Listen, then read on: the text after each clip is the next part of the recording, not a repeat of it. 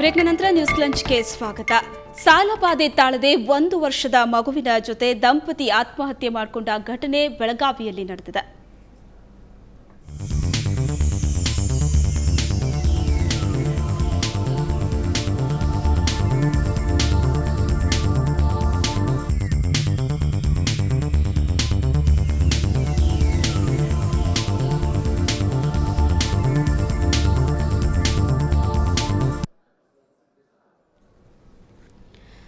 ಸಾಲದ ಬಾಧೆಯನ್ನ ತಾಳಲಾರದೆ ಒಂದೇ ಕುಟುಂಬದ 3 ಆತ್ಮಹತ್ಯೆಯನ್ನ ಮಾಡಿಕೊಂಡಂತಹ ಘಟನೆ ಬೆಳಗಾವಿಯ ಕುವೆಂಪು ನಗರದಲ್ಲಿ ನಡೆದಿರುವಂಥದ್ದು. 1 ವರ್ಷದ ಮಗುವಿನ ಜೊತೆ ದಂಪತಿ ಆತ್ಮಹತ್ಯೆಯನ್ನ ಮಾಡಿಕೊಂಡಿರುವಂಥದ್ದು. ಬಾವಿಗೆ ಹಾರಿ ಒಂದೇ ಕುಟುಂಬದ 3 ಆತ್ಮಹತ್ಯೆ ಮಾಡಿಕೊಂಡಿದ್ದಾರೆ. ಸಾಲ ಬಾಧೆಯನ್ನ ತಾಳಲಾರದೆ ಈ ಆತ್ಮಹತ್ಯೆ ಮಾಡಿಕೊಂಡಿದ್ದಾರೆ ಅಂತ ತಿಳಿದು ಬಂದಿರುವಂಥದ್ದು. 1 ವರ್ಷದ ಮಗುವಿನ ಜೊತೆ ದಂಪತಿಗಳಿಬ್ಬರು ಆತ್ಮಹತ್ಯೆಗೆ ಶರಣಾಗಿದ್ದಾರೆ.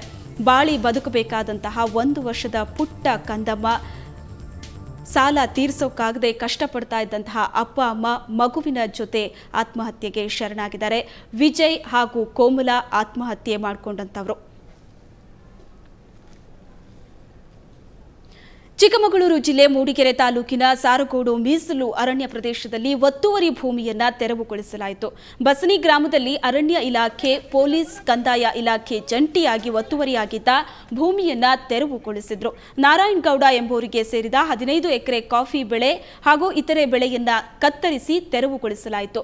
ಕಳೆದ 10 ವರ್ಷಗಳಿಂದ ನಾರಾಯಣಗೌಡ ಎಂಬುವರು ಅರಣ್ಯದಲ್ಲಿ ಅಕ್ರಮವಾಗಿ ತೋಟ ಮಾಡಿಕೊಂಡಿದ್ರು. ಆದರೆ ನಾರಾಯಣಗೌಡರ 15 ಎಕರೆ ಕಾಫಿ ತೋಟ ಅರಣ್ಯ ಇಲಾಖೆ ವ್ಯಾಪ್ತಿಗೆ ಸೇರಿದ್ದೆಂದು ಹೈಕೋರ್ಟ್ ತೀರ್ಪು ನೀಡಿತು. ಇದರ ಪ್ರಕಾರ ಇವತ್ತು ಅರಣ್ಯ ಇಲಾಖೆ ಅಧಿಕಾರಿಗಳು ತೋಟ ತೆರವು ಮಾಡಿದರು.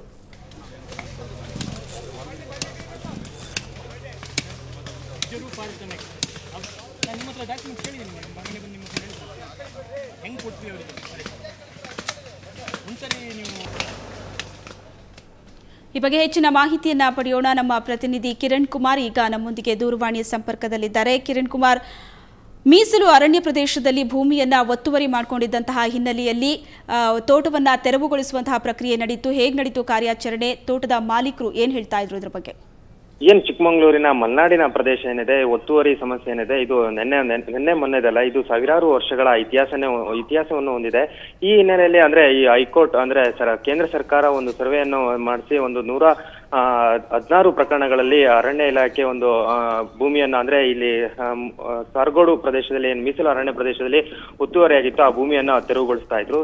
ಈ ಒಂದು ಪ್ರಕರಣ ಅಂದ್ರೆ 116 ಪ್ರಕರಣಗಳಲ್ಲಿ ಈ ಹಿಂದೆ 115 ಪ್ರಕರಣಗಳನ್ನು ಅರಣ್ಯ ಇಲಾಖೆ ಈಗಾಗಲೇ ತೆರವುಗೊಳಿಸಿತ್ತು. ಇನ್ನೊಂದು ಪ್ರಕರಣವನ್ನು ಬಾಕಿ ಉಳಿಸ್ಕೊಂಡಿದ್ರು.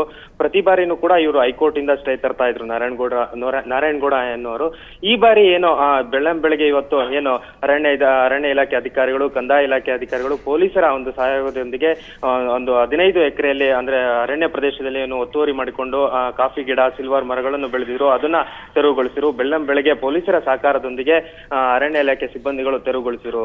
ಶ್ವೇತಾ, ಧನ್ಯವಾದಗಳು ಕಿರಣ್ ಕುಮಾರ್ ನಿಮ್ಮೆಲ್ಲ ಮಾಹಿತಿಗಾಗಿ.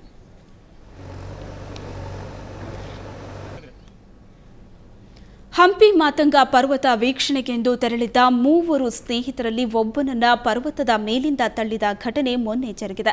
ಪ್ರಪಾತಕ್ಕೆ ಬಿದ್ದವನನ್ನ ಗುಡೇಕೋಟೆ ಗ್ರಾಮದ ವಿನೋದ್ ಅಂತ ಗುರುತಿಸಲಾಗಿದ್ದು, ಬಳ್ಳಾರಿಯ ವಿಮ್ಸ್ನಲ್ಲಿ ಚಿಕಿತ್ಸೆ ಪಡೆದಿದ್ದಾನೆ. ಕೂಡ್ಲಿಗಿ ತಾಲೂಕಿನ ಗುಡೇಕೋಟೆ ಗ್ರಾಮದ ನಿವಾಸಿಗಳಾದ ವಿನೋದ್, ರಾಜೇಶ್ ಮತ್ತು ಮಹಾಂತೇಶ್ ಪ್ರವಾಸಕ್ಕಾಗಿ ಹಂಪಿಗೆ ಬಂದಿದ್ರು. ಈ ವೇಳೆ ಮಾತಂಗ ಪರ್ವತ ವೀಕ್ಷಣೆಗೆ ತೆರಳಿದಾಗ ಮಹಾಂತೇಶ್ ಮತ್ತು ರಾಜೇಶ್ ಇಬ್ಬರು ಸುಮಾರು 50 ಅಡಿ ಎತ್ತರದ ಬೆಟ್ಟದಿಂದ ವಿನೋದ್ ತಳ್ಳಿ ಪರಾರಿಯಾಗಿದ್ದಾರೆ. ಪವಾಡ ಸದೃಶದಂತೆ ಪಾರಾದ ವಿನೋದ್ ತಾನಾಗಿಯೇ ದೂರವಾಣಿ ಮುಖಾಂತರ ವಿಷಯವನ್ನ ಪೊಲೀಸರಿಗೆ ತಿಳಿಸಿ ಪ್ರಾಣಾಪಾಯದಿಂದ ಪಾರಾಗಿದ್ದಾನೆ.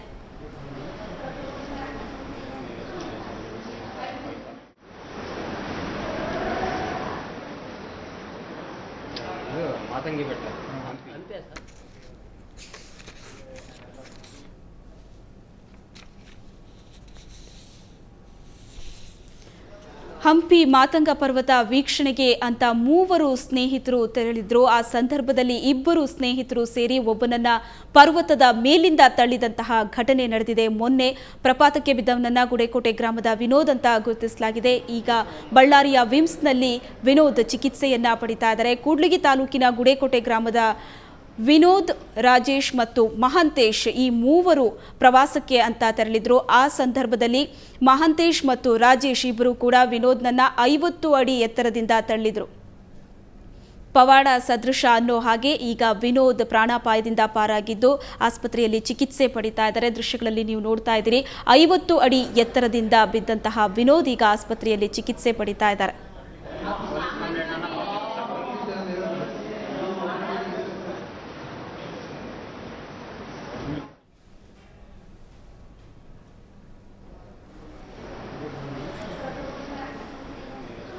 ಮೂವರು ಸ್ನೇಹಿತರು ಸೇರಿ ಪ್ರವಾಸಕ್ಕೆ ಅಂತ ತೆರಳಿದ್ದ ಸಂದರ್ಭದಲ್ಲಿ ಇಬ್ಬರು ಸ್ನೇಹಿತರು ಸೇರಿ ಒಬ್ಬನನ್ನ ಮೇಲಿಂದ ತಳ್ಳಿದಂತಹ ಘಟನೆ ನಡೆದಿದೆ. ಚಿತ್ರದಲ್ಲಿ ನೀವು ನೋಡ್ತಾ ಇರುವಂತಹ ವ್ಯಕ್ತಿ ವಿನೋದ್. 50 ಅಡಿ ಎತ್ತರದಿಂದ ಬಿದ್ದಂತಹ ವಿನೋದ್ ಪವಾಡ ಸದೃಶವಾಗಿ ಬದುಕಿ ಈಗ ಆಸ್ಪತ್ರೆಯಲ್ಲಿ ಚಿಕಿತ್ಸೆ ಪಡಿತಾ ಇದ್ದಾರೆ.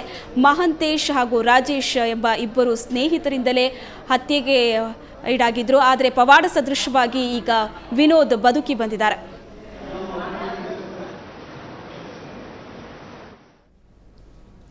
ಮಗನ ಜಗಳಕ್ಕೆ ಬೇಸತ್ತಂತಹ ವೃದ್ಧ ದಂಪತಿ ರೈಲಿಗೆ ತಲೆಯೊಡ್ಡಿ ಆತ್ಮಹತ್ಯೆ ಮಾಡಿಕೊಂಡಿರೋ ಹೃದಯ ವಿದ್ರಾವಕ ಘಟನೆ ಮೈಸೂರಿನಲ್ಲಿ ನಡೆದಿದೆ.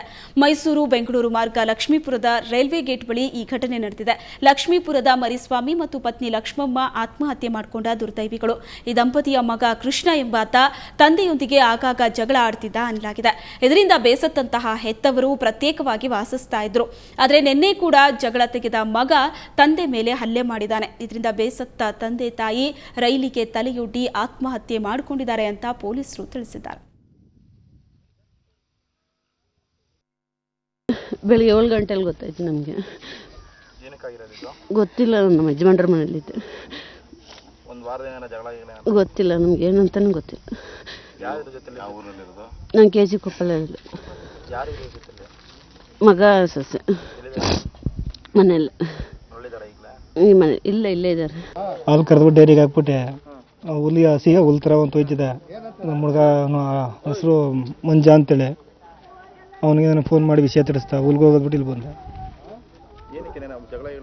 ಏನಿಲ್ಲ ಸರ್, ಅವರೇ ಸಪ್ರೇಟ್ ನಾವೇ ಸಪ್ರೇಟ್ ಇದ್ದದ್ದು. ಒಂದೇ ಮನೇಲಿದ್ರೆ ಅವ್ರ ಪಡ್ಕೋರಿದ್ದು ನಾನು ಪಡೆದು ನಾನಿದ್ದೆ. ನ್ಯೂಸ್ ಲಂಚ್ನಲ್ಲಿ ಇನ್ನು ಸಾಕಷ್ಟು ಸುದ್ದಿಗಳಿವೆ. ಅದಕ್ಕೂ ಮೊದಲು ಒಂದು ಚಿಕ್ಕ ಬ್ರೇಕ್.